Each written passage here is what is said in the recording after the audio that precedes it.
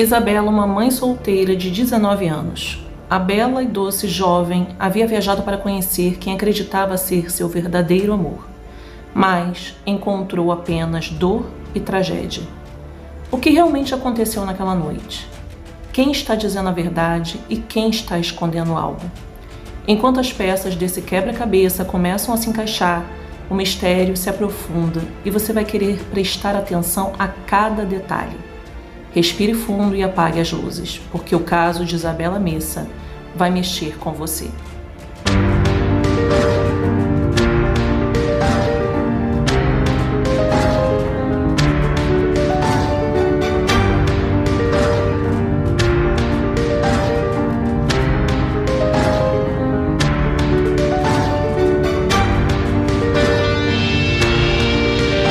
Olá, seja muito bem-vindo ao canal Serial Crimes, o espaço onde analisamos os casos criminais mais intrigantes e debatemos os mistérios que desafiam a justiça.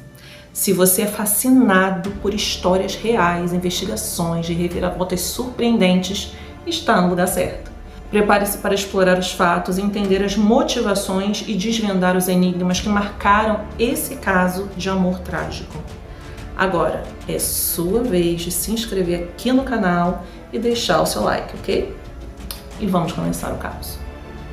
Isabela Messa Sanches nasceu em 2004, e embora a data exata não tenha sido divulgada, ela nasceu em Copacabana, que apesar de ter o mesmo nome de conhecido bairro do Rio de Janeiro, essa Copacabana que estamos falando fica entre o município das Montanhas de Antioquia, na Colômbia.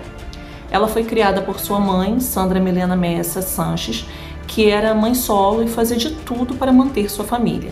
Por isso, precisava trabalhar muito e acabava deixando Isabela aos cuidados de sua avó. A identidade de seu pai é desconhecida e, claro, ele nunca esteve presente na vida da filha. A infância e a adolescência de Isabela transcorreram em Medellín, em Antioquia, onde viveu lá até seus 15 anos de idade. Em busca de melhores oportunidades de vida, a sua mãe decidiu levá-la ao México e lá começar uma nova vida em León. E em 2021, quando Isabela já tinha 17 anos, ela acabou engravidando e deu à luz a um menino chamado Maximiliano. E mesmo ela não tendo a maioridade, ela assumiu a maternidade e cuidou do seu bebê com muito amor. Em relação ao pai do menino, eles terminaram pouco depois, após o nascimento do bebê. O término se deu por diversas explosões de ciúmes por parte do pai, o que ocasionava brigas constantes, o que fez com que eles terminassem. Apesar de ser muito jovem, Isabela era muito madura.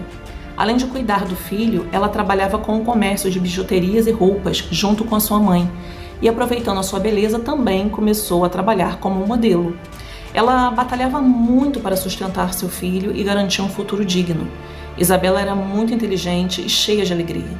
Seus amigos e familiares a descreviam como uma garota com grandes sonhos e um forte desejo de conquistar o mundo. A jovem tinha muitos projetos em mente, incluindo estabelecer uma loja junto com sua mãe, mas seu maior sonho, sem dúvida, era comprar uma casa e criar um lar estável para ela e seu filho. E foi que, em 2023, Isabela conheceu alguém que a fez se apaixonar. Era um relacionamento à distância.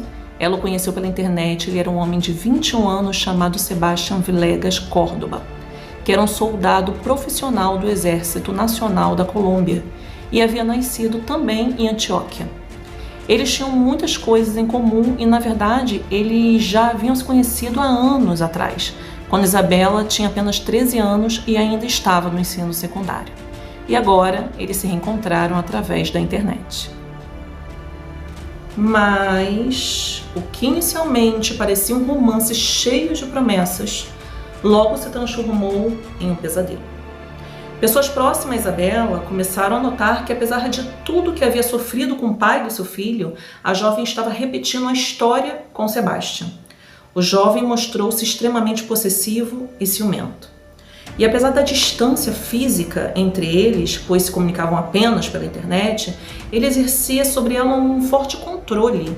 Ele começou proibindo Isabela de se relacionar com o pai do seu filho e exigindo constantes provas de fidelidade. Também costumava pedir vídeos de suas conversas no WhatsApp com todos que ela conversava e obrigava a compartilhar a tela durante suas videochamadas para que ele pudesse ver tudo em seu celular. Sandra, a mãe de Isabela, falava como Sebastian reagia quando Isabela expressava seu desconforto diante de suas atitudes controladoras. Ele ficava muito agressivo e depois chorava, pedia perdão, justificando seu comportamento, dizendo que estava inseguro e que não queria perder. Mas mesmo mostrando arrependimento, ele não mudava sua atitude. Parecia que seus ciúmes só cresciam cada vez mais. Ele chegou a dizer que se descobrisse que Isabela falava com outro homem, não lhe importaria acabar com a vida de qualquer pessoa, inclusive com a dela. Sebastian contou a Isabela que ele tirou a vida de seu melhor amigo por tê-lo roubado. Apesar da grave confissão, Isabela não acreditou naquilo e pensou que ele estivesse exagerando. Só que, na verdade, as pessoas ao redor não viam Sebastian com bons olhos. Eles viam que ele estava cada vez mais possessivo.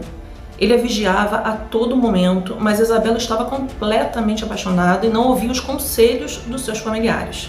Então, em janeiro de 2024, a jovem viajou a Medellín para celebrar seu aniversário junto com o Sebastian e aproveitar também os dias de descanso que ele tinha no batalhão, onde havia prestado serviço militar durante os últimos 9 meses. Durante essa viagem, o filho de Isabela permaneceu no México sob os cuidados da sua avó. Então, no dia 16 de janeiro, Sebastian levou Isabela à casa da sua mãe pela primeira vez e pediu permissão para que ela ficasse lá durante a sua visita à cidade. A mãe de Sebastian aceitou e o casal se instalou em um dos quartos da casa. Isabela, muito apaixonada, começou a considerar a possibilidade de ficar permanentemente em Medellín para construir uma nova vida com seu parceiro e o seu filho.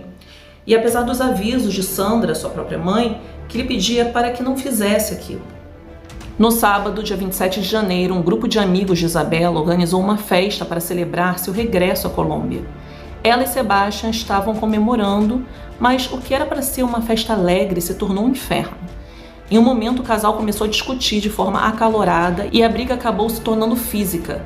Segundo os presentes, a briga começou quando Sebastian devia dinheiro a alguma das pessoas que estavam lá, inclusive a Isabela.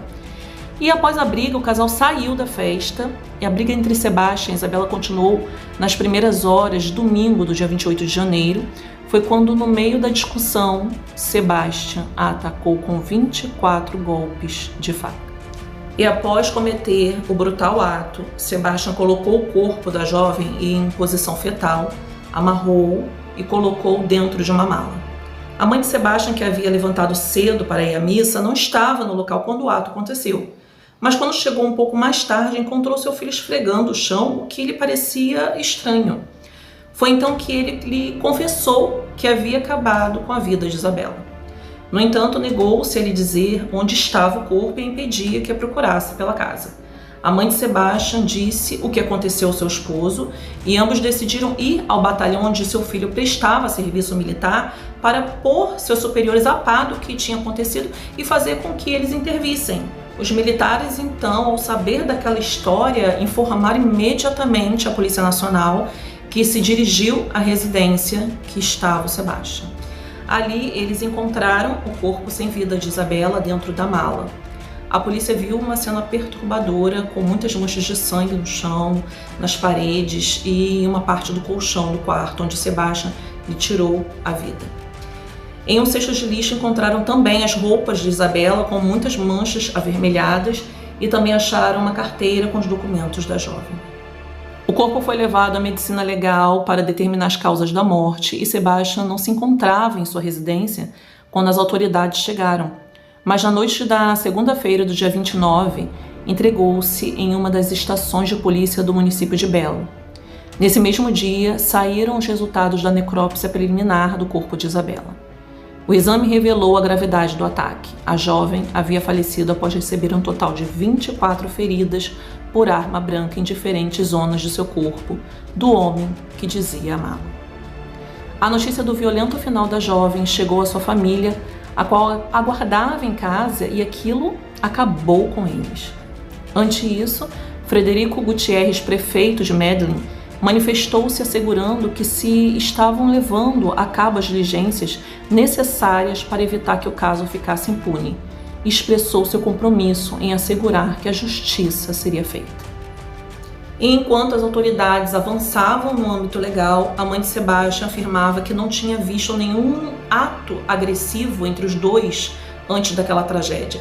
E explicou que o havia entregado às autoridades porque não considerava justo que alguém a quem Isabela amava e quem havia confiado lhe fizesse isso. A mãe de Isabela ficou comovida com a situação e não acreditava que um homem como Sebastian tinha valores tão diferentes de sua mãe. Não compreendia como do ventre dessa mãe cheia de virtudes pôde nascer alguém capaz de cometer semelhante atrocidade. A situação tornou-se ainda mais tensa quando, durante o velório de Isabela, Sebastian simplesmente enviou uma mensagem para Sandra, que é a mãe da vítima. Sandra ficou indignada e afirmou que o criminoso sequer pediu perdão pelo que fez. Ele só demonstrou uma extrema falta de remorso. Na quarta-feira, dia 31 de janeiro, 3 dias após seu falecimento, os amigos e a família de Isabela lhe deram um último adeus com mensagens e música. Segundo disseram, estavam celebrando sua vida ao invés de chorar sua partida. Enquanto os entes queridos da jovem se encontravam no velório, os residentes de onde ocorreu a tragédia se juntaram para manifestar seu repúdio ao crime e exigir justiça. Além disso, a mensagem de indignação também se compartilhou através da internet. Muitos se despediram e mostravam repúdio pelo acontecimento. As autoridades faziam de tudo para acelerar a busca por justiça. A justiça acusava Sebastian de feminicídio, mas na audiência o soldado negou sua culpabilidade no ataque contra sua namorada, surpreendendo a muitos com sua declaração. Nesse mesmo dia se revelou que o acusado já tinha um histórico de delito, pois em 2022 havia sido detido pelo delito de receptação, embora não tenha sido condenado. A receptação implica ajudar aos responsáveis de um delito contra a propriedade ou contra a ordem social econômica sem ter participado necessariamente no fato delitivo. A acusação, claro, contava com provas contundentes que assinalavam a responsabilidade de Sebastian no crime, especialmente o fato de que ele mesmo havia confessado o delito à sua mãe. A audiência se estendeu até o dia seguinte, quando a promotoria pediu que ele passasse pelo julgamento detido na prisão e a sua defesa pedia que ele cumprisse em seu domicílio, mas foi negado pelo juiz, que se considerou que dar esse benefício implicaria em gerar grandes problemas de insegurança na comunidade, pois Sebastian demonstrava um temperamento violento.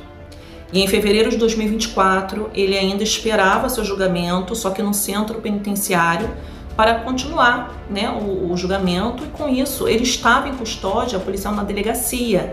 E ali ele tentou fugir. Aconteceu assim, ele pediu permissão para ir ao banheiro e ele aproveitou a oportunidade para tentar escapar através de uma janela, mas foi impedido rapidamente pelos policiais. Agora, que banheiro é esse, na cadeia, que tem janelas sem grades? Após um prolongado processo judicial, no dia 17 de abril de 2024, Sebastian finalmente decidiu reconhecer a sua culpa.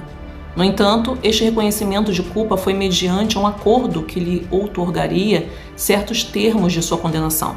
Segundo informado pela defesa, representada pelo advogado Andrés Arteaga, Sebastian receberia uma redução de 25% em sua condenação como parte desse acordo judicial. No entanto, este pré-acordo gerou um rechaço considerável entre a opinião pública devido à gravidade do delito. Para acalmar os ânimos, esclareceu-se que Sebastian não poderia obter mais reduções de pena, nem beneficiar-se de outros privilégios como a liberdade condicional devido à natureza atroz do crime que cometeu. Além disso, estabeleceu-se que não teria possibilidade de cumprir sua condenação sob prisão domiciliar. E finalmente, no dia 10 de maio de 2024, um juiz em Medellín ditou a sentença definitiva para Sebastian Villegas Córdoba, condenando-o a 31 anos e 3 meses de prisão pelo feminicídio agravado de Isabela Messa Sanches. Essa sentença marcou o fechamento de um longo e doloroso processo legal, mas também representou um passo para a justiça para a família da vítima. E assim termina a trágica história de Isabela Messa Sanches, uma jovem cheia de sonhos, cuja vida foi cruelmente interrompida. O que deveria ter sido uma celebração de amor se transformou em um cenário de horror e desespero. Esse caso não é apenas mais um número em uma estatística, é um grito de alerta sobre o feminicídio, um crime que continua a roubar vidas inocentes. Isabela não pode mais contar suas histórias, mas nós podemos garantir que ela nunca seja esquecida. Se essa história mexeu com você, lembre-se, sua voz pode fazer a diferença. Denuncie, informe-se e apoie as vítimas ao seu redor. Juntos podemos lutar para que tragédias como essa nunca mais se repitam. Obrigada por assistir e até o próximo vídeo na próxima sexta, e que a justiça nunca adormeça.